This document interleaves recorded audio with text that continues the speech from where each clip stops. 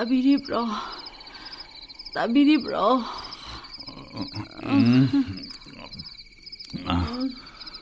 Kaidaura, kari amuk taura. Aigi kwangse kinthadaure. Amukta paibigero. Kaino snaroldu sengre. Kidana nahedana fazana hayo kaidaurage. Kaidaure habno. Aigi kwangse kinthadaure. Asa ninkhaidaure ba. Amukta kabak paibiyo. Sisit amukta nanbiyo haizabane. Ayo ima. Aije. Yakta tumthaki ko. Ayo ima. Ho nangdi nungthildo kuina tumthobanina ahingi tumba yadre. Jat khalle. Jat nare haiba. Ko. Aise ngasai tumdi. Tumtaba ngairi nangna mu hogdore. Aina hogdoke na hogdobrasibo. Aise ngamdadana tawbaneba. Ayo nakhoidane oirabadi khangadabne. Kari? Linna sikdaba mina lingi mahu khangdi haibaduni. Oibema aise huinadi sikredara. Ha huinadi sikre haiba. Huigi mahudi khange. Huigi mahudi nangdi khangamoine. Kadaidagi amu huina sikpa mu pusilaino. Sigumba nupadine leiramoye. Kariba? Nupige awaba khajitang hauba khangbidaba. Kari? Aibu nangi awaba khangbidaba iba. Ayo. Nang nasa ngamdrabani haidana nangi kupnom chak ising aina loina hotnari. Matiang pangba yaba pangnari. Doktor da chapminari pharmacy da cheli. Nadi sigi makhada ai kari tawhaningige. Ha? Ai kari tawdrage haiba. Tummoko leiro. Pana thengamani. Krai mobile duna kara lagre. Tu pungani tare basi. Ko pungani ta dore. Aise tumdrabadi hayengdo kok ngawgadori ba aise. Tumdarasi ko. Aigi kwangse minit mga tarada nanbibada. Nambibada. Hayeng kok hekta ngawgadabadi natedana. Montong na patkidreda ko. Ayo ima. Makangdi mare. Ayo ima. Krai. Ayo ima. Krai no molomdo. Sida leire. Dashiga. Ayo ima. Sel puba hiba midine. Sel tole dana haina bagumadana. Na heba hiba midine. Nagan gani khang ko. Nagan bani. Nang naheba yam hai. Nani. Nang naheba yam hai ko. Molom ne tawri sisu. Mompak makhada thamjalubra kino thok babuk yade base. Khwang da nate ko nang atei kok chakhau phaibak thabak. Adaidi mafam khangdana nabasu yamna naridana. Yamsu narakini. Naheba yamna hayeba nang ko naheba yamna hay. Adai mi lakpada hakchang ngamdadana phamungda lei ka haise yamna phajibadawna khanbra karino ma tawriba nang swaidara mathak kitang chakhatpiyo je sida yelomda kitang yarabra swaija ahoy khwang ne na sibu lampak mu hekpa adana anaba thifambu khangdene mi khwaigi di chengnai ye ayo khwang se nambada paibada phai phatti ju khangpote ne singri sathokpo oirabo saru pareng mafam tanadabo oiramo nambada singri do hena sathokadori bani molongga tairi se lakna bagum thokadori bani se saru mafam chadaba leiramo ko nambada hena mafam charoi dorin haiba mafam khangdana hekta yaponteba paidingai nalingai se molom tairingai manung sigi ngai hak pothaba pamine ko anaba henen rabadi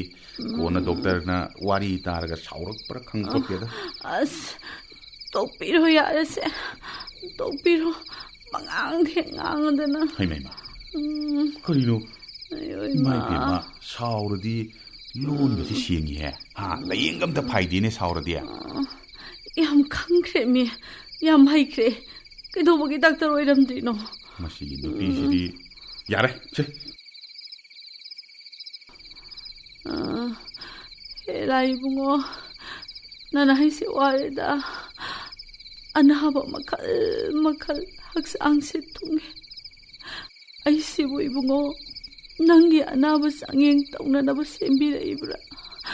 ꯑꯌꯣ ꯏꯃꯥ ꯑꯌꯣ ꯅꯨꯄꯥꯅꯤ ꯍꯥꯏꯗꯅ ꯁꯛꯇꯥꯁꯤꯒ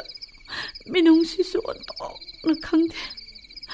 ꯎꯆꯦꯛ ꯋꯥꯌꯥ ꯐꯥꯎꯕ ꯃꯇꯩ ꯃꯅꯥꯎꯗꯤ ꯅꯨꯡꯁꯤꯅꯩ ꯃꯆꯥ ꯅꯨꯡꯁꯤ ꯍꯥꯏꯅꯔꯤꯕꯅꯤ ꯑꯌꯣ ꯏꯃꯥ ꯀꯔꯤ ꯑꯌꯣ ꯏꯃꯥ ꯅꯪꯅ ꯎꯆꯦꯛ ꯑꯃꯣꯝꯒ ꯑꯣꯏꯔꯝꯃꯗꯤ ꯃꯔꯨꯝ ꯀꯣꯜꯂꯒ ꯃꯆꯥ ꯑꯣꯟꯕ ꯀꯥꯏꯌꯦ ꯅꯔꯨꯝꯗꯣ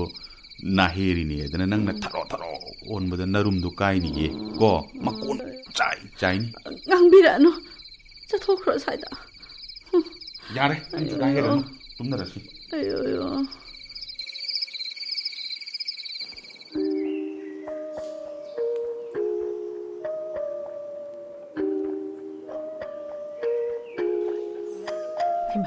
ꯂꯥꯛꯏꯅꯦ ꯗꯣꯛꯇꯔꯅ ꯀꯔꯤ ꯍꯥꯏꯔꯛꯑꯒꯦ ꯍꯣ ꯗꯣꯛꯇꯔꯅ ꯀꯔꯤ ꯍꯥꯏꯔꯛꯑꯒꯦꯕ ꯑꯁ ꯃꯅꯥꯕꯨ ꯄꯪꯕ꯭ꯔꯥ ꯀꯔꯤꯅꯣ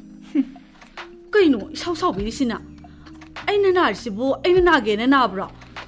ꯍꯛꯆꯥꯡ ꯃꯅꯨꯡꯗ ꯅꯥꯔꯛꯏꯅꯦ ꯍꯣ ꯑꯗꯨꯒꯤ ꯋꯥꯗꯨ ꯅꯠꯇꯤꯌꯦ ꯀꯣ ꯑꯗꯨꯒ ꯁꯥꯎꯕꯒꯤ ꯋꯥꯁꯨ ꯅꯠꯇꯦꯕ ꯕꯦꯃꯥ ꯅꯪꯁꯦ ꯀꯥ ꯍꯦꯟꯅ ꯉꯥꯏꯉꯝꯗꯕꯒꯤ ꯃꯑꯣꯡ ꯑꯃ ꯏꯇꯧ ꯇꯧꯏ ꯑꯩ ꯅꯪꯒꯤ ꯇꯦꯁ ꯇꯧꯕꯒꯤ ꯆꯦ ꯃꯌꯥꯝ ꯑꯃ ꯂꯧꯔꯨꯔꯦ ꯆꯦ ꯃꯌꯥꯝꯁꯦ ꯂꯧꯔꯨꯔꯦꯕꯀꯣ ꯑꯗꯨꯒ ꯗꯣꯛꯇꯔꯁꯨ ꯎꯅꯔꯛꯑꯦ ꯑꯗꯨꯕꯨꯅꯦ ꯑꯩꯅ ꯗꯥꯛꯇꯔꯅ ꯀꯔꯤ ꯍꯥꯏꯔꯛꯑꯒꯦꯅ ꯍꯪꯖꯔꯤꯁꯦ ꯑꯩꯅ ꯉꯥꯡꯕꯗ ꯊꯠꯂꯤꯗꯣ ꯃꯗꯨꯁꯨ ꯉꯥꯏꯉꯝꯗꯕꯅꯤ ꯑꯩꯅ ꯍꯥꯏꯕꯗꯤ ꯆꯦ ꯆꯥꯡ ꯃꯌꯥꯝꯁꯦ ꯊꯝꯃꯝꯃꯒ ꯑꯩꯅ ꯆꯠꯈ꯭ꯔꯗꯤ ꯅꯪꯅ ꯂꯥꯎꯔꯛꯄꯗꯣ ꯌꯥꯏ ꯆꯨꯝꯃꯦ ꯍꯥꯏꯕ ꯑꯩꯁꯦ ꯍꯜꯂꯛꯏꯕꯅꯤ ꯑꯩꯈꯣꯏ ꯑꯅꯤ ꯅꯛꯁꯤꯟꯅꯔꯒ ꯇꯞꯅ ꯏꯪꯅ ꯍꯪꯕ ꯌꯥꯏ ꯍꯥꯏꯕ ꯏꯪꯅ ꯋꯥꯔꯤ ꯁꯥꯕꯁꯨ ꯌꯥꯏ ꯍꯥꯏꯕ ꯍꯣꯏ ꯌꯥꯝꯅ ꯈꯪꯅꯤꯡꯕ ꯅꯁꯥꯗ ꯊꯣꯛꯇꯕꯅꯤꯅꯅꯦ ꯈꯪꯉꯝꯃꯣꯏꯌꯦꯅ ꯉꯁꯤꯒꯤ ꯋꯥꯗ ꯅꯠꯇꯦ ꯑꯌꯥꯝꯕ ꯃꯇꯝꯗ ꯅꯪꯅ ꯊꯕꯛ ꯆꯠꯂꯨꯔꯒ ꯍꯜꯂꯛꯑꯁꯨꯅꯦ ꯀꯣꯟꯊꯣꯡ ꯍꯦꯛ ꯆꯪꯂꯛꯄꯗꯒꯤ ꯑꯩ ꯀꯧꯔꯒ ꯑꯗꯨꯁꯨ 3-4ꯔꯛ ꯂꯥꯎꯔꯛꯀꯗꯣꯔꯤꯅꯤ ꯑꯉꯥꯡ ꯆꯥꯛ ꯄꯤꯖꯈ꯭ꯔꯕꯣ ꯑꯉꯥꯡ ꯆꯥꯛ ꯄꯤꯖꯈ꯭ꯔꯕꯣ ꯑꯗꯨꯅ ꯅꯣꯡꯃ ꯑꯃꯅ ꯑꯩ ꯂꯩꯕ꯭ꯔꯥ ꯍꯥꯏꯅ ꯍꯪꯉꯛꯀꯗꯣꯔꯤꯕ ꯑꯗꯩꯗꯤ ꯅꯣꯡꯃ ꯑꯃꯅ ꯑꯃꯨꯛ ꯇꯥꯔꯤꯕ꯭ꯔꯣ ꯇꯥꯔꯤꯕ꯭ꯔꯣ ꯉꯁꯤ ꯀꯩꯊꯦꯜ ꯀꯥꯏꯍꯧꯔꯦ ꯄꯨꯂꯤꯁꯅ ꯑꯥꯔꯃꯤꯅ ꯋꯥꯏ ꯆꯥꯏꯍꯧꯔꯦ ꯄꯨꯝꯅꯃꯛꯁꯤ ꯏꯃꯨꯡ ꯌꯧꯔꯒ ꯇꯞꯅ ꯍꯥꯏꯕ ꯌꯥꯕ ꯉꯥꯛꯇꯅꯤ ꯍꯥꯏꯕꯀꯣ ꯏꯕꯦꯝꯃ ꯅꯪꯁꯨꯅꯦ ꯅꯁꯥꯗꯣ ꯅꯄꯨꯛꯅꯤꯡꯗꯣ ꯂꯩꯇꯥꯗꯕ ꯑꯃ ꯌꯥꯎꯔꯤꯌꯦ ꯀꯔꯤ ꯗꯣꯛꯇꯔ ꯇꯥꯟꯅꯗꯕ ꯌꯥꯔꯔꯣꯏ ꯀꯌꯥꯗꯅꯣ ꯍꯥꯟꯅꯒꯤ ꯑꯅꯥꯕ ꯃꯌꯥꯝꯁꯤ ꯐꯥꯎꯕ ꯀꯔꯤꯅꯣ ꯈꯪꯅꯗ꯭ꯔꯤꯉꯩꯁꯤꯗ ꯃꯗꯨꯒꯤꯁꯨ ꯑꯃꯨꯛ ꯑꯩ ꯈꯪꯉꯦ ꯁꯣꯝꯁꯨꯅꯤ ꯗꯥꯛꯇꯔ ꯎꯅꯔꯨꯕꯒꯤ ꯋꯥꯗꯤ ꯇꯝꯗ꯭ꯔꯦꯗꯅ ꯐꯔꯛ ꯇꯨꯔꯛ ꯉꯥꯛꯇ ꯉꯥꯡꯗꯨꯅ ꯁꯨꯝ ꯂꯩꯕꯤꯔꯦꯗꯅ ꯁꯣꯝꯁꯨ ꯁꯥꯏꯀꯣꯒꯤꯅꯦ ꯗꯥꯛꯇꯔ ꯑꯃ ꯆꯠꯇꯕ ꯌꯥꯔꯔꯣꯏ ꯑꯗꯨꯒ ꯍꯧꯖꯤꯛ ꯑꯩꯅ ꯗꯣꯛꯇꯔ ꯑꯃ ꯇꯥꯟꯅꯗꯕ ꯌꯥꯔꯣꯏ ꯍꯥꯏꯔꯤꯗꯣ ꯍꯥꯏꯅꯤꯡꯉꯤꯕ ꯗꯥꯛꯇꯔꯗꯣ ꯀꯩꯅꯣ ꯈꯪꯕ꯭ꯔꯣ ꯁꯥꯏꯀꯤꯌꯥꯇ꯭ꯔꯤꯁꯀꯤ ꯗꯣꯛꯇꯔꯅꯤ ꯑꯩꯗꯤ ꯉꯥꯎꯗꯅ ꯑꯉꯥꯎꯕ ꯂꯥꯌꯦꯡꯕ ꯗꯣꯛꯇꯔꯗꯨꯗ ꯀꯩꯗꯧꯕꯤ ꯆꯠꯇꯧꯔꯤꯕ ꯁꯦ ꯍꯧꯖꯤꯛ ꯗꯥꯛꯇꯔ ꯎꯅꯔꯛꯄꯒꯤ ꯋꯥꯗꯣ ꯇꯝꯒꯦ ꯀꯣ ꯇꯝꯃꯨ ꯇꯦꯁ ꯇꯧꯕ ꯃꯌꯥꯝꯁꯤ ꯃꯊꯪ ꯌꯦꯡꯉꯦ ꯂꯣꯏꯅꯃꯛꯁꯤ ꯑꯁꯣꯏꯕ ꯑꯃꯠꯇ ꯌꯥꯎꯗꯦ ꯍꯤꯗꯥꯛ ꯑꯃ ꯄꯣꯊꯥꯅꯕꯏꯔꯛꯏ ꯃꯁꯤ ꯅꯨꯃꯤꯠ 15ꯅꯤ ꯆꯥꯔꯒ ꯄꯣꯊꯥꯗ꯭ꯔꯒꯗꯤ ꯃꯔꯤ ꯂꯩꯅꯕ ꯗꯣꯛꯇꯔꯗ ꯆꯠꯄꯤꯌꯣꯗꯅ ꯍꯥꯏꯔꯛꯏ ꯑꯩꯅ ꯀꯔꯤ ꯇꯧꯗꯅ ꯊꯕꯛ ꯁꯨꯗꯅ ꯄꯣꯊꯥꯒꯗꯧꯔꯤꯅꯣ ꯑꯗꯨꯒ ꯃꯔꯤ ꯂꯩꯅꯕ ꯗꯣꯛꯇꯔ ꯍꯥꯏꯔꯤꯗꯨꯅ ꯀꯔꯤ ꯋꯥꯍꯟꯊꯣꯛꯅꯣꯕ ꯗꯣꯛꯇꯔꯅ ꯃꯗꯨ ꯍꯥꯏꯔꯛꯄ ꯃꯇꯝꯗꯨꯗ ꯇꯨꯃꯤꯟꯅ ꯂꯩꯕꯤꯔꯝꯒꯅꯤꯅꯦ ꯄꯣꯊꯥꯕ ꯍꯥꯏꯔꯤꯁꯦ ꯀꯔꯤꯅꯣꯕ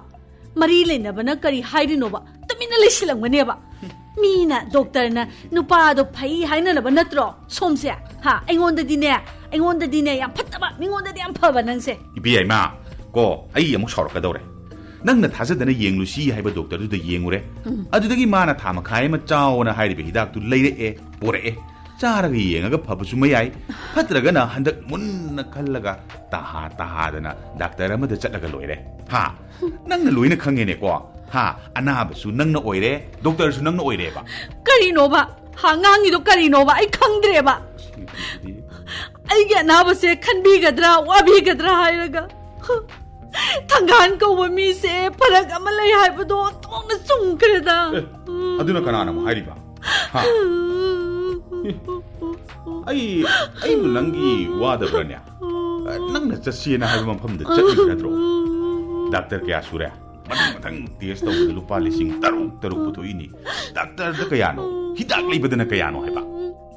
Ay layang bada lising kara sangke bado. Wata pautang na ba nang na tuta pautang Hay, na ba? pautang na bagi na tiene. Nang na haibadugi haibani ne. Migi nupana ne. Nupi layang bada lag sangke bado din ne. Karim da haide. Sidagi din ne. Ay kalayang birano. Ay amata layang birano nang na. Ay sinaga sorato. Mido. Ang amba makay nang na chebaw do piro. Ko aduga ne saan na ba do chempa kitang dawro. Aduga ne lag khonggat piro. Aduga na punsi do hawdong na hawro. Nang hawdong na hawro. Wah, si kada haidagi asi yora ino haiba. Si, kanade si. Si. Sak si, lusiluro. Hidak si no da ani ni saga da bani. Ngasi dagi hauna na ba. Si. Si ne. Anong nanungai gitre da ko. Manipur sida ne. Ay layang mga badaktar laitra male. Ay layang mga badaktar laitra male. Makoy da bukadahay da tamak badaktar sing no hay ba.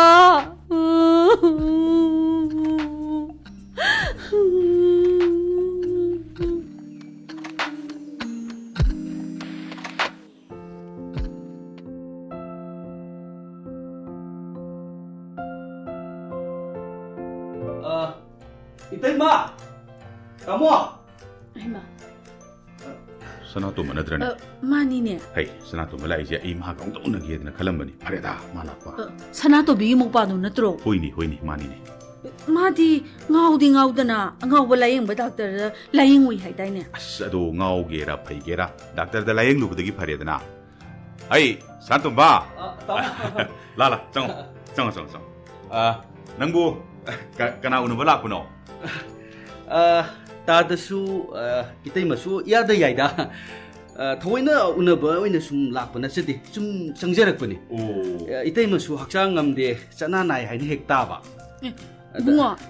ay si ngawi kay na hay na bro. Nati itay-ma. Kaday de gino. Itay-ma, onto pa. Itay-ma bu kana na ngawi hay na gini. Ay di tadi. Ay na taba bu. Itay-ma si itay magi anaba si Dr. Ahum Sure sahi phare anaba handi sidi hainai mayam aingonda haidaba oiramgani sonuga su hairamda umali ni bunga adubudi nanwaye koi ge bokna haiba ma leye sanatumba tada ekoi miyoi basi loina ngawi kitang ngauba yamna ngauba sono khara thumba aduga mihun nama watpa ama henba ngaktani edna hayeba masana khangjadabagi wani edna adoi wadu dine isa sune khangjadabagi wani hoi ibe mana kitang henbagi wa ko ada tada ga ithai magasu nuai poni ne ai yengbo doctor duna haiba ma leye tada kari mihun nama watpa natraga mihun nama henba haiba se suklai lei pote haksang solaga mihun tapthaba aduga sauraga natraga chin chonguraga mihun se thugatpadi lei sono phono ga su lei masigi mihun gi wanati haida doctor duna ai kok manungi brain sida ne brain sigi machi amada natraga machi amada singli nauri da kitang akai bu tholakpada chang ama kai gi khudamni ada mari leina ba doctor tanaraga hidak saraga natraga pautang mayam ama taraga adum phabani ada aina laksari si taima itaima gi nungai ta bu kari no hai ibungo layeng bigi hairira as itaima si odo opani aina kadai digi kari layeng ga doi aina aina tajabada itaima da nari ba layong si aiga hafet manabagum kari gumba ma aina tajabadadi ibungo di ngawi tai aduga aidi ngaudi bo tinti itaima na hai itai otopuni itaima sisu yai he itaima gi nungai ta kari no sini da aina hangjabadi aigi nungai ta base hoi thajin haigadra pukse saba haigadra yekpa haigadra doctor nane sakhauni liver ni hidak thai itaima aduga nakhoi gi sakhau marin tengba x-ray ga laurabani dai bungo adu so hekta oiramdaba adudagidi gold brother da kidney da nung leiba mali haidana ne x-ray ka ultrasound ka laurabani adu so hekta leiramdaba bungo itaima leiba mande adudagidi ne makhoi gi pinkis tura khoidi pombra haidana ne amu yengido kaisu tawde thairakpa as marak sidani bungo nangan ka si ทว่ากาสิควางกาสิเอ็กตันหารักปะมาดูกี่มุกเอ็กซเรย์มาโอ้ละมาMRI ให้ประกันน้อยบุ้งปังเองดันเองอีปะบุ้งมารักสิดาสาวบนมาโรลมาว่ายามนังงังบนมาโรลมามุกเตยเอาไปรักขินุกเดาระเกยเอาบนตีเนี่ยนังกีไหลวงดูนี่เนี่ยก็ช่วยเลยแต่ว่ามาจามาดาว่าอยู่ในเฮกต์เจ้าตัวรักปักขันน่ะไปเฮกต์อ่อนบะสิไอ้บุ้งเต้าโก้ไอ้สิสักใจจะพูดมังอาตราดังจารักประกันดูดาหังกันนี่เอ็นช่างดูทุ่งกำดูเกไอ้น่ะขังเดียนให้ทุ่งสิกิตังกันทักตัวบราอะไรดิพังแต่ว่าคืนนี้ก็เฮกฮุกปะกทุ่งกันเลี้ยให้ไปดูดิให้พี่หลักตัวแกเดวีนับเตียนหนังเช่ไอ้สุขระคุมแม่อะไรดิขันน่ะไปโอ้เลยดูดิคุยตาเด็กสู้ขนาดช่วยนี่เนี่ยช่วยบุคคลเลยเนี่ยไอ้เต้มาตุ้มตะขันน่ะไปอยากปวดที่เอาไว้คุมดูให้เจริญไปมาอันนี้บุ้งขนาดงั้นมั้งมาซาดีขังเจอแต่ภาษาเลยนะไอ้เต้มาเสียไอ้เนี่ยยังไม่ตักแต่ดูแต่อามุตังจะสิละแต่จุ่มนวารีชาบเดนี่เอ็กซเรย์กันดีกันเราสิก็อามัดตายรู้ไอ้เต้มาบุ้งนั่งกี้อังเอาไปยังไม่ตักแต่ดูสัตว์ปะดาไอ้ผู้มีนั่นนุกน่ารู้ไอ้เต้ไอ้เต้มาอังเอาไปยังบุกี้ว่างอ่ะนัดเตี้ยมีไอ้เต้มาอังเอาไปยังบ่ให้ดอกมาตุ้งกันที่ให้ดีกันอังเอาไปยังผมให้ตัวน่ะสีส้มน่ะไซน์บอร์ดเทปนั่นติบุ้งดูมาซามาดิเทปปะหัวดูสุกัยดูบกี้เทตัวโน่เทตีเย่ไอ้เทแล้วสุกัยดูยังไงกินเนี่ยเฮกยาวไรเฮบะสาวบุษสุเนี่ยไอ้เสมาสิกินุปัสเนี่ยเนี่ยสาวฮัลลับนี่ไอ้เต้มานารุโน่ไอ้เต้มานาบิรุโน่ดูกันเนี่ยไล่ยังเวลาอีบมีสิงโตง้อตัวน่ะไปตัวน่ะช่วยรอล้วนตัวน่ะหลับไปอามาแต่ยาวดิโอ้ไอ้เต้มาคุยสิกุมบังอัดนี่ว่างงานนี่ตุมินมากี้เกาลับมาทำงานแล้วทำเนี่ยอะไรเนี่ยด้วยไอ้ชุเนี่ยกูสิลูกคำสิพอแล้วก็ส่งสิบปดน่ะที่ดักไอ้มาใช้ส่งปัดไปเต้มาไอ้มาป้าบุ้งไงทว่ายาวดิไอ้กับกัดตะขันนี่ผมเศร้าตัวเศร้าเลยก็ได้พ่อหน้าไทยชาเด็กที่ให้บูลูกคุกมาไปแล้วป้าบุ้งฮัดกันยินตาเลยนี่เนี่ยไม่เปี่ยมดูกี่ว่าดูไอ้คุยสุดตากี้ด็อกเตอร์พะจันเนี่ยวารีชาระกะฮิตาพะจันซาบเด็กกี้ไอ้เนี่ยตัวรู้ปะตัวเอาจริงแต่ลาเลยให้บักขังอีสินี่เต็มจุงกันนี่มาสิจุงกันนี่เบี้ยมามาสิมาอร่อยบ่อยนะมุกตีเองสิอร่อยบ่ตัวให้บินุเกตัวเกตาดาก็อย่าว่าขันตาครับนุนิเสียโอ้ยนี่อะดูนั่งชัวขันตานั่นน่ะเป็นจัดสิให้บ้า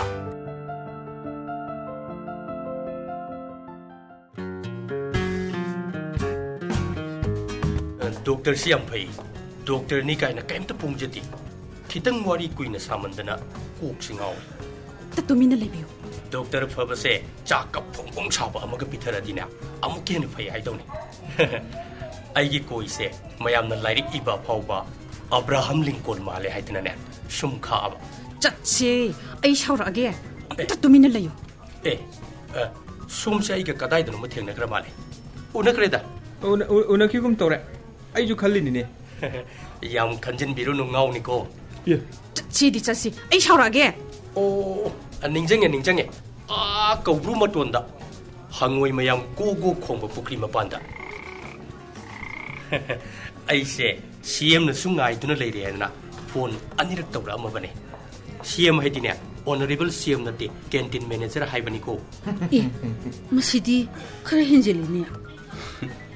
ดูนี่คุยดีก็ชุนนั่นดิส้มสิบูอีบีไอมันนัดรู้มานี่นั่งมิมิมานี่เอ็งก็ใส่เด็กมาเลยนี่ยังงั้นมินี่สหิตารุมุพารามันนี่อุณคิดบ้านั่งดียำหน่อยโตมีอ้าวไปยำซาเรามาเลยเนี่ยอ้าวปัจจัยบกินนัดเตะตันบ้าทับกชุนิงเดบกินนี่กันนายยังดอริโนไอ้สานี่นั่งบูนุยบกิยังดอริโรนัดเตะอันเซปาจีนี่น่าสุขระตาทีเรยังบลาอิสินะมาคุยกิเกากันเบกิเลยนะโอ้ดิเมนเซียอัลไซเมอร์เฮ้ยอะดูให้กันจ้าจ้านี่อโนอุ้มดอุ้มนะอโนทีนี่มีมามิงกับยามบะเกาเลยมีมาสักสุกเกาเลย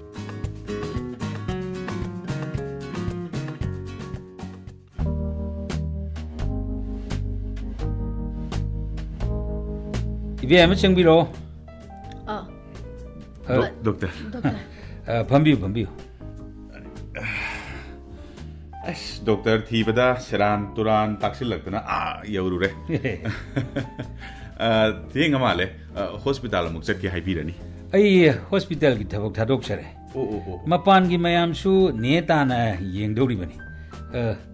ꯃꯤꯡꯁꯤ ꯏꯕꯦꯌꯥꯏꯃ ꯑꯍꯣꯏ doctor ꯑꯣ ꯀꯔꯤ ꯅꯨꯡꯉꯥꯏꯕꯤꯗꯕ doctor ꯀꯔꯤ ꯍꯥꯏꯗꯧꯕꯅꯣ ꯑꯩꯒꯤ ꯍꯛꯆꯥꯡ ꯀꯌꯥꯁꯦ ꯅꯥꯗꯕꯕꯨ ꯌꯥꯎꯁꯤꯜꯂꯛꯇ꯭ꯔꯦ ꯍꯥꯏꯕ ꯇꯥꯔꯦ doctor ꯍꯧꯖꯤꯛ ꯅꯨꯡꯉꯥꯏꯇꯕꯗꯣ ꯍꯥꯏꯌꯨꯅꯦ ꯗꯣꯛꯇꯔ ꯑꯩꯅ ꯍꯥꯟꯅ ꯌꯦꯡꯖꯔꯨꯕ ꯗꯣꯛꯇꯔ ꯃꯌꯥꯝꯅ ꯇꯦꯁ ꯇꯧ ꯑꯦꯛꯁꯔꯦ ꯂꯧ CT scan ꯂꯧ ꯑꯜꯇ꯭ꯔꯥꯁꯥꯎꯟ ꯂꯧ ꯍꯥꯏꯗꯅ ꯂꯧꯔꯨꯕ ꯃꯌꯥꯝꯁꯦ ꯀꯤꯂꯣ ꯑꯃꯕꯨ ꯐꯥꯗꯧꯔꯦ ꯁꯤ ꯍꯥꯟꯅ ꯌꯦꯡꯕꯤꯒꯗ꯭ꯔꯥ ꯗꯣꯛꯇꯔ ꯃꯇꯥꯡ ꯂꯥꯛꯑꯒ ꯌꯦꯡꯖꯒꯦ ꯍꯩ ꯅꯪꯒꯤ ꯍꯧꯖꯤꯛ ꯅꯨꯡꯉꯥꯏꯇꯕꯗꯨ ꯑꯗꯨ ꯍꯥꯟꯅ ꯍꯥꯏꯌꯨꯅꯦ ꯃꯄꯥꯟ ꯅꯪꯇ ꯊꯣꯛꯄꯤꯈ꯭ꯔꯣ 이베마기 hꯧꯖꯤꯛ ꯅꯨꯡꯉꯥꯏꯇꯕ ꯀꯔꯤꯅꯣ ꯑꯗꯨꯒ ꯍꯥꯟꯅ ꯅꯨꯡꯉꯥꯏꯔꯝꯗꯕ ꯃꯌꯥꯝꯁꯨ ꯍꯥꯏꯕꯤꯌꯨ ꯇꯦꯁ ꯇꯧꯕꯒꯤ ꯆꯦ ꯃꯌꯥꯝꯗꯨ ꯑꯝꯇ ꯄꯤꯕꯤꯔꯣ ꯗꯣꯛꯇꯔ ꯁꯤꯗ ꯂꯩꯖꯔꯦ ꯗꯣꯛꯇꯔ ꯑꯩꯒꯤ ꯈ꯭ꯋꯥꯡꯁꯦ ꯅꯥꯕꯒꯤ ꯗꯣꯛꯇꯔ ꯑꯃꯗ ꯆꯠꯂꯦ ꯑꯦꯛꯁꯔꯦ ꯂꯧ ꯑꯗꯨ ꯂꯧꯔꯦ ꯍꯤꯗꯥꯛ ꯊꯥꯕꯤꯔꯛꯏ ꯅꯨꯃꯤꯠ 10ꯅꯤ 20ꯅꯤꯕꯨꯛꯇꯤ ꯅꯨꯡꯉꯥꯏꯕꯒꯨꯝ ꯇꯧꯏ ꯑꯗꯨꯗꯒꯤꯗꯤ ꯍꯦꯛꯇ ꯍꯧꯔꯛꯄ ꯍꯧꯖꯤꯛꯁꯨ ꯈ꯭ꯋꯥꯡꯁꯦ ꯅꯥꯔꯤꯕ hꯧꯖꯤꯛꯁꯨ ꯈ꯭ꯋꯥꯡ ꯅꯥꯔꯤꯕ ꯉꯁꯥꯏ ꯌꯨꯝꯗꯗꯤ ꯍꯥꯏꯐꯦꯠ ꯅꯥꯕꯅꯤ ꯑꯗꯣ ꯍꯧꯖꯤꯛꯇꯤ ꯅꯣꯟꯊꯔꯒ ꯈꯣꯠꯊꯔꯒ ꯏꯁꯤꯡ ꯕꯥꯇꯤꯜꯒꯨꯝꯕ ꯊꯥꯡꯗ꯭ꯔꯒꯗꯤ ꯈꯪꯉꯔꯣꯏꯕ ꯗꯣꯛꯇꯔ ꯑꯗꯨꯗꯒꯤꯗꯤꯅꯦ ꯗꯣꯛꯇꯔ ꯊꯕꯥꯛꯇꯒꯤ ꯅꯥꯡꯒꯜ ꯂꯣꯝꯁꯦ ꯐꯥꯎꯗꯣꯛꯄꯒꯨꯝꯅꯦ ꯆꯩ ꯑꯃꯅ ꯊꯥꯡ ꯑꯃꯅ ꯂꯦꯡꯕꯒꯨꯝꯅ ꯍꯦꯛ ꯇꯧꯔꯛꯄ ꯗꯣꯛꯇꯔ ꯑꯃꯗ ꯆꯠꯂꯤ ꯗꯣꯛꯇꯔ ꯇꯦꯁ ꯇꯧꯕ ꯌꯥꯕ ꯌꯦꯡꯕ ꯌꯥꯕ ꯌꯦꯡꯉꯦ ꯍꯤꯗꯥꯛ ꯆꯥꯕ ꯌꯥꯕ ꯆꯥꯔꯦ ꯈꯔꯗꯤ ꯑꯗꯨꯝ ꯐꯕ ꯑꯃꯨꯛ ꯍꯦꯛꯇ ꯍꯧꯕ 이ꯔꯛꯄ ꯍꯤꯗꯥꯛꯇꯤ ꯃꯇꯝ ꯆꯥꯅ ꯀꯣꯔꯁ ꯁꯨꯅ ꯆꯥꯕꯤꯕ꯭ꯔꯥ ꯍꯤꯗꯥꯛ ꯆꯥꯔꯒ ꯈꯔ ꯐꯔꯗꯤ ꯍꯦꯛꯇ ꯇꯣꯛꯊꯣꯛꯏ ꯀꯣꯔꯁ ꯁꯨꯅ ꯆꯥꯗꯦꯕꯨ ꯆꯥꯗ꯭ꯔꯤꯗꯣ ꯃꯔꯝ ꯑꯃ ꯂꯩꯌꯦ ꯑꯩꯒꯤ ꯅꯨꯄꯥꯗꯨꯅ ꯀꯤꯗꯅꯤꯗ ꯁꯣꯛꯄ ꯍꯤꯗꯥꯛꯅꯤ ꯍꯥꯏꯗꯅ ꯆꯥꯅꯣꯏꯅ ꯍꯥꯏꯕꯒꯤ ꯆꯥꯗ꯭ꯔꯤꯕꯅꯤ ꯏꯄꯥꯗꯨ ꯗꯣꯛꯇꯔꯔꯥ ꯗꯣꯛꯇꯔꯗꯤ ꯅꯠꯇꯦ ꯑꯗꯨꯕꯨ ꯃꯥꯗꯤ ꯌꯥꯝ ꯈꯪꯉꯤ ꯗꯣꯛꯇꯔ ꯂꯥꯏꯔꯤꯛ ꯌꯥꯝꯅ ꯄꯥꯏ ꯃꯣꯕꯥꯏꯜ ꯌꯥꯝ ꯌꯦꯡꯉꯤ ꯃꯈꯣꯏ ꯃꯣꯕꯥꯏꯜꯁꯤꯗꯗꯤ ꯂꯣꯏꯅ ꯌꯥꯎ ꯃꯥꯜꯂꯤꯅꯦ ꯗꯣꯛꯇꯔ ꯅꯍꯥꯟꯒꯩꯕꯨ ꯈꯪꯗꯦ ꯑꯗꯨꯗꯤ ꯁꯤꯗ ꯂꯥꯛꯑꯝꯗ꯭ꯔꯁꯨ ꯂꯧꯄꯥꯒ ꯃꯣꯕꯥꯏꯜꯒꯗ ꯌꯦꯡꯕ ꯌꯥꯗ꯭ꯔꯣ ꯗꯣꯛꯇꯔ ꯑꯩ ꯃꯄꯥꯟꯗ ꯑꯝꯇ ꯐꯝꯖꯔꯨꯈꯤꯒꯦ ꯁꯥꯎꯕꯤ ꯌꯥꯗꯦꯀꯣ ꯗꯣꯛꯇꯔ 이봉호씨 खरा 사우건바 말리 ꯂꯥꯛꯅꯕ ꯋꯥꯈ꯭ꯔꯖꯥꯠꯅꯤ ꯗꯣꯛꯇꯔ ꯑꯩꯁꯦ ꯃꯥꯒ ꯂꯩꯃꯤꯟꯅꯕꯗꯒꯤꯅꯦ ꯑꯅꯥꯕꯁꯨ ꯈꯔ ꯍꯦꯜꯂꯕ꯭ꯔꯥ ꯈꯪꯗ꯭ꯔꯦ 하이리두수 ꯁꯨꯝꯃꯤ ꯑꯅꯥꯕ ꯄꯨꯝꯅꯃꯛꯁꯤ ꯄꯨꯛꯅꯤꯡ ꯋꯥꯈꯜ ꯅꯨꯡꯉꯥꯏꯕ ꯅꯨꯡꯉꯥꯏꯇꯕꯒ ꯃꯔꯤ ꯌꯥꯝ ꯂꯩꯅꯕ ꯌꯥꯎꯏ ꯍꯧꯖꯤꯛ ꯀꯟꯅ ꯅꯨꯡꯉꯥꯏꯕꯤꯗꯕꯁꯤꯅ ꯀꯔꯤꯅꯣ ꯀꯣꯛꯁꯦ ꯗꯣꯛꯇꯔ ꯌꯥꯡ ꯂꯨꯝ ꯍꯦꯛꯇ ꯂꯥꯎꯕ ꯆꯤꯛꯏꯕ꯭ꯔꯥ ꯉꯥꯎꯔꯤꯕ꯭ꯔꯥ ꯈꯪꯗꯦ ꯑꯍꯤꯡꯁꯤꯃꯅꯅꯦ ꯀꯌꯥ ꯇꯨꯝꯗ꯭ರೆ ꯋꯥꯈꯜꯁꯤꯅ ꯖꯥꯅꯤ ꯈꯜꯂꯤꯕ ꯗꯣꯛꯇꯔ ꯑꯇꯩꯗꯤ ꯅꯣꯏꯕꯁꯤꯁꯨ ꯅꯣꯡꯃꯒꯤ ꯍꯦꯟꯒꯠꯂꯛꯑꯦ ꯅꯣꯏꯕꯅꯅꯤ ꯈꯪꯗꯦ ꯈꯨꯁꯤꯁꯨ ꯆꯤꯛꯄ ꯑꯃ ꯍꯦꯛꯇ ꯌꯥꯎꯔꯛꯄ ꯗꯣꯛꯇꯔ ꯌꯦꯡꯉꯨꯕꯗꯅꯦ ꯑꯅꯥꯕ ꯍꯦꯟꯒꯠꯂꯛꯄꯒꯤ ꯃꯑꯣꯡ ꯉꯥꯛꯇꯅꯦ ꯑꯩꯉꯣꯟꯗ ꯇꯧꯔꯤꯕꯁꯦ ꯗꯣꯛꯇꯔ ꯑꯍꯤꯡꯁꯤꯃꯁꯨ ꯐꯖꯅ ꯇꯨꯝꯗ꯭ꯔꯦ ꯑꯍꯤꯡ ꯐꯖꯅ ꯇꯨꯝꯗ꯭ꯔꯕꯅꯤ나 ꯃꯤꯠ ꯇꯟꯗꯟ ꯍꯦꯛꯇ ꯄꯥꯏꯔꯛꯄ ꯗꯣꯛꯇꯔ ꯑꯗꯒꯤ ꯏꯁꯥꯁꯦ ꯍꯦꯛꯇ ꯁꯣꯟꯊꯕ ꯊꯕꯛ ꯏꯪꯈꯥꯡ ꯆꯠꯄ ꯉꯝꯗ꯭ꯔꯦ ꯗꯣꯛꯇꯔ ꯍꯥꯏꯗꯅ ꯀꯥꯟꯅꯗꯦ MRI ꯏꯟꯗꯣꯁꯀꯣꯄꯤ ꯍꯥꯏꯕ꯭ꯔꯥ ꯀꯔꯤꯅꯣ ꯑꯁ ꯌꯦꯡꯕ ꯌꯥꯕ ꯌꯦꯡꯉꯕꯅꯤ ꯗꯣꯛꯇꯔ ꯑꯗꯨꯒꯅꯦ ꯗꯣꯛꯇꯔ ꯑꯁꯤꯗ ꯂꯥꯛꯄꯁꯦ ꯑꯩꯅ ꯂꯩꯔꯛ ꯆꯪꯉꯝꯗꯥꯏꯗꯨꯗꯅꯦ ꯏꯀꯥꯏꯕꯅ ꯗꯣꯛꯇꯔ ꯑꯩꯁꯦ ꯑꯉꯥꯎꯕꯅꯤ ꯈꯟꯅꯔꯝꯒꯗ꯭ꯔꯥ ꯍꯥꯏꯗꯅꯅꯦ ꯃꯨꯟꯅ ꯌꯦꯡꯍꯧꯕ ꯃꯤꯒꯁꯨꯅꯦ ꯌꯥꯝ ꯂꯩꯍꯧꯖꯥꯅꯤ ꯗꯣꯛꯇꯔ ꯀꯅꯥꯁꯨ ꯌꯦꯡꯉꯝꯃꯣꯏꯗ ꯋꯥꯈꯟꯅꯅꯤ 이베마기도 ꯈꯪꯖꯔꯦ ꯑꯗꯨꯒ ꯑꯩꯒꯤꯁꯦ ꯑꯉꯥꯎꯕ ꯂꯥꯌꯦꯡꯐꯝꯅꯤ ꯈꯟꯕꯁꯨ ꯂꯥꯟꯒꯅꯤ ꯑꯩꯈꯣꯏ ꯑꯌꯥꯝꯕꯅ psychiatrist ꯍꯥꯏꯔꯒ ꯑꯉꯥꯎꯕ ꯂꯥꯌꯦꯡꯕ ꯗꯣꯛꯇꯔ ꯑꯣꯏꯅ ꯍꯦꯛꯇ ꯈꯜꯂꯤ ꯃꯁꯤ ꯊꯥꯏꯅ ꯃꯤꯑꯣꯏ ꯈꯔꯅ ꯐꯥꯒꯤ ꯑꯣꯏ ꯀꯔꯤ ꯑꯣꯏ ꯁꯨꯝ ꯍꯥꯏꯅꯈꯤꯕꯗꯒꯤ ꯍꯩꯅꯕꯤ ꯑꯣꯏꯅ ꯁꯨꯝ ꯍꯥꯏꯈꯤꯕ ꯋꯥꯔꯤꯅꯤ ꯄꯨꯛꯅꯤꯡ ꯋꯥꯈꯜꯒꯤ ꯑꯅꯥꯕꯁꯦ ꯃꯈꯟ ꯌꯥꯝꯃꯤ ꯉꯥꯎꯅ ꯐꯩꯅ ꯅꯥꯕ ꯑꯆꯨꯝ ꯑꯔꯥꯟ ꯑꯐ ꯐꯠꯇꯕ ꯈꯪꯗꯕ ꯑꯃ ꯁꯣꯏꯔꯣꯟ ꯄꯥꯔꯣꯟ ꯂꯣꯟꯕ ꯃꯔꯝ ꯆꯥꯗꯅ ꯁꯥꯎꯕ ꯉꯥꯡꯕ ꯂꯥꯎꯕ ꯈꯣꯡꯕꯅ ꯆꯤꯡꯕ ꯑꯁꯨꯝꯅ ꯃꯈꯜ ꯈꯔ ꯂꯩ ꯗꯣꯛꯇꯔ ꯖꯥꯖꯥꯅꯤꯅꯦ ꯑꯗꯨꯗꯤ ꯑꯩꯈꯣꯏ ꯅꯨꯄꯥꯁꯤꯁꯨ ꯃꯔꯝ ꯆꯥꯗꯅ ꯌꯥꯝ ꯁꯥꯎꯒꯜꯂꯦ ꯗꯣꯛꯇꯔ 마수 이닥 사바 와리 버전의 사바 마토우타이 이베마기 퍼가 마탕다 마기 와리 사나시 호이 닥터 혹직기도 아시군바 나바시 오이럭나버기 마람 마야마마 레이 이사기 이몽 마농기 마루 마빵기 후나이시기 토이버 도도 까야나 ꯑꯣꯏꯍꯜꯂꯛꯄꯁꯨ ꯌꯥꯎꯏ ꯃꯁꯤ ꯏꯅꯠ ꯅꯠꯇꯕꯗ ꯕ꯭ꯔꯦꯟꯗ ꯌꯥꯎꯕ ꯅ꯭ꯌꯨꯔꯣꯇ꯭ꯔꯥꯟꯁꯃꯤꯇꯔ ꯀꯧꯕ ꯀꯦꯃꯤꯀꯦꯜꯁꯤꯡꯒꯤ ꯈꯜ ꯀꯥꯏꯔꯛꯄꯗꯒꯤ ꯑꯣꯏꯔꯝꯕ ꯌꯥꯏ ꯍꯥꯏꯅꯁꯨ ꯊꯥꯖꯅꯩ ꯃꯁꯤ ꯄꯨꯝꯅꯃꯛꯁꯤ ꯋꯥꯈꯜ ꯆꯨꯝꯊꯣꯛꯅꯕ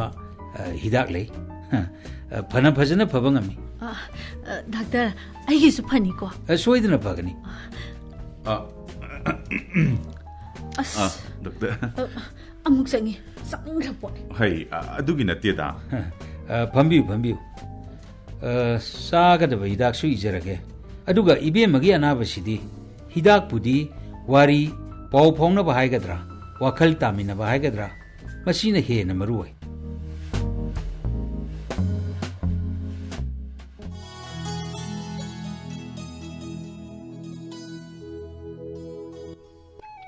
이베야이마! 이베! 이베야이마! ꯀꯩꯗꯧꯕꯤꯔꯒꯦ ꯅꯦ ꯇꯥꯅ ꯏꯃꯨꯡꯁꯤꯗ ꯍꯥꯏꯕꯤꯔꯕꯗ ꯀꯩꯗꯧꯒꯦ ꯍꯥꯏꯕ 이헤. ꯁꯨꯃꯥꯡ ꯃꯇꯣꯟꯗꯨꯗ ꯂꯦꯞꯄꯒ ꯑꯗꯨ ꯀꯟꯅ ꯂꯥꯎꯕꯤꯔꯤꯗꯨꯕꯣ ꯅꯪꯅꯗꯤ ꯃꯥꯡꯒꯣꯜꯒꯁꯤ ꯋꯥꯏ ꯁꯤꯠ ꯅꯥꯟꯅ ꯇꯩꯊꯣꯛꯑꯦ ꯇꯩꯗ ꯉꯥꯏꯔꯤꯉꯩꯒꯤ ꯆꯣꯂꯤ ꯃꯥꯂꯤ ꯑꯣꯏꯁꯤꯗ ꯀꯥꯈꯠꯂꯛꯀꯗꯧꯕꯗꯨ ꯅꯨꯡꯉꯥꯏꯇ꯭ꯔꯦ ꯑꯗꯨꯃꯥꯏꯅꯅꯦ ꯂꯥꯛꯀꯧ ꯀꯧꯗꯣ ꯑꯣꯏꯔꯗꯤꯅꯦ ꯍꯌꯦꯡꯗꯒꯤꯗꯤ ꯋꯥꯀꯤꯡꯒꯥꯗꯣ ꯑꯃꯠꯇ ꯆꯠꯄꯤꯔꯨꯔꯅꯨ ꯀꯩꯒꯤ ꯅꯍꯥꯟꯈꯩꯗꯤ ꯅꯪꯕꯨ ꯆꯠꯇꯗꯥꯏꯅꯦ ꯌꯥꯍꯧ ꯌꯥꯝ ꯊꯦꯡꯗꯥꯏꯅꯦ ꯑꯗꯨꯗꯤ ꯅꯪꯅ 나해ꯕꯗ ꯑꯍꯤꯡꯗꯨ ꯇꯨꯝꯗ꯭ꯔꯕꯅꯤꯅ 야호도 ꯊꯦꯡꯉꯦꯗꯅ ꯑꯗꯩ ꯀꯩꯗꯧꯔꯕ ꯍꯧꯖꯤꯛꯇꯤꯅꯦ ꯇꯨꯝꯕꯗ ꯅꯪꯅ ꯌꯦꯠꯇ꯭ꯔꯕꯅꯤ나 ꯄꯦꯟꯅ ꯇꯨꯝꯃꯦ ꯉꯟꯇꯥ ꯍꯧꯔꯦꯗꯅ ꯕꯨꯡꯉꯣ ꯅꯪꯒꯤ ꯃꯔꯩꯗꯣ ꯑꯃꯨꯛ ꯇꯧꯕꯤꯔꯛꯑꯅꯨ ꯁꯥꯎꯒꯟꯈꯤꯕꯁꯤꯅꯅꯦ ꯁꯥꯎꯐꯝꯗ ꯊꯤꯗꯅ ꯍꯦꯛ ꯂꯩꯕ ꯑꯩꯕꯨ ꯀꯗꯥꯏꯗ ꯁꯥꯎꯔꯒꯦ ꯑꯩꯕꯨ ꯀꯗꯥꯏꯗ ꯁꯥꯎꯔꯒꯦ ꯁꯥꯎꯔꯤꯗꯨꯗꯤ ꯍꯧꯖꯤꯛꯁꯨ ꯁꯥꯎꯔꯤꯗꯨꯗꯤ ꯗꯥꯛꯇꯔꯅꯅꯦꯗꯣ ꯍꯤꯗꯥꯛ ꯆꯥꯔ ꯐꯅꯤ ꯍꯥꯏꯔꯛꯄꯅꯤ ꯅꯪ ꯐꯔꯕꯅꯤꯅ ꯑꯩꯉꯣꯟꯗ ꯑꯃꯨꯛ ꯑꯣꯟꯁꯤꯜꯂꯛꯑꯕꯅꯤꯅꯦ ꯅꯪꯒꯤꯁꯦ ꯀꯩꯗꯥꯗꯣ ꯅꯨꯡꯁꯤꯔꯛꯇꯕ ꯍꯣꯏ ꯕꯨꯡꯉꯣ ꯆꯥꯒ ꯂꯣꯏ ꯂꯣꯏꯖꯔꯕꯅꯤ ꯗꯣꯛꯇꯔ ꯐꯩꯀꯣ ꯗꯣꯛꯇꯔ ꯐꯩ ꯌꯥꯍꯧ ꯉꯟꯇꯥ ꯍꯧꯔꯒ ꯏꯃꯨꯡ ꯋꯥꯏꯔꯝ ꯁꯤꯠ ꯅꯥꯟꯅ ꯂꯣꯏꯁꯤꯜꯂꯕ ꯃꯇꯨꯡ ꯑꯌꯨꯛꯀꯤ ꯆꯥꯅꯅꯕ ꯁꯦꯝꯕꯗ ꯍꯧꯖꯤꯛꯇꯤ ꯈ꯭ꯋꯥꯡꯁꯨ ꯅꯥꯗ꯭ꯔꯦ ꯊꯕꯥꯛꯁꯨ ꯅꯥꯗ꯭ꯔꯦ ꯍꯤꯗꯥꯛ ꯆꯥꯎ ꯍꯥꯏꯕꯗꯨ ꯊꯥ ꯑꯃ ꯍꯥꯏꯕꯅꯤꯅꯦ ꯅꯨꯃꯤꯠ 20 ꯐꯥꯗ꯭ꯔꯤꯌꯦ ꯅꯪꯅꯗꯤ ꯌꯦꯡꯗꯧ ꯗꯥꯛꯇꯔꯗꯤ ꯌꯦꯡꯕꯗꯤ ꯄꯨꯕꯤꯗꯅ ꯅꯪꯕꯨ ꯃꯅꯤꯄꯨꯔꯗ ꯅꯪ ꯂꯥꯌꯦꯡꯕꯤꯅꯕ ꯗꯣꯛꯇꯔ ꯂꯩꯇ꯭ꯔꯦꯗꯅ ꯍꯥꯏꯈꯤꯗꯥꯏꯅꯦ ꯅꯪꯅꯗꯤ ꯆꯥꯅꯕ ꯗꯥꯛꯇꯔꯗꯤ ꯊꯤꯁꯨ ꯊꯤꯕꯤꯗꯅ ꯑꯉꯥꯎꯕ ꯌꯦꯡꯕ ꯗꯣꯛꯇꯔꯅꯤ ꯒꯥꯏꯗꯅ ꯆꯠꯄꯗ ꯅꯪꯅ ꯀꯧꯇꯛ ꯇꯧꯗꯨꯗ ꯍꯣꯗꯣ ꯍꯧꯖꯤꯛꯇꯤ ꯑꯩꯗꯤ ꯐꯔꯦꯗꯅ ꯅꯪꯒꯤ ꯃꯔꯩꯗꯣ ꯑꯗꯣ ꯍꯥꯟꯅ ꯌꯦꯡꯅꯕ ꯇꯧꯊꯣꯛꯁꯦ ꯅꯐꯤ ꯅꯔꯣꯟꯒꯗꯣ ꯑꯝꯇ ꯍꯣꯡꯗꯣꯛꯄꯤꯔꯣ ꯗꯥꯛꯇꯔ ꯆꯠꯂꯁꯦꯕ ꯃꯁꯤ ꯃꯇꯥ ꯑꯃꯅꯤ ꯃꯁꯤ ꯅꯨꯄꯤꯁꯦ ꯍꯦꯛ ꯅꯨꯡꯁꯤꯔꯛꯇꯕ ꯀꯔꯤ ꯅꯨꯡꯁꯤꯔꯛꯇꯕ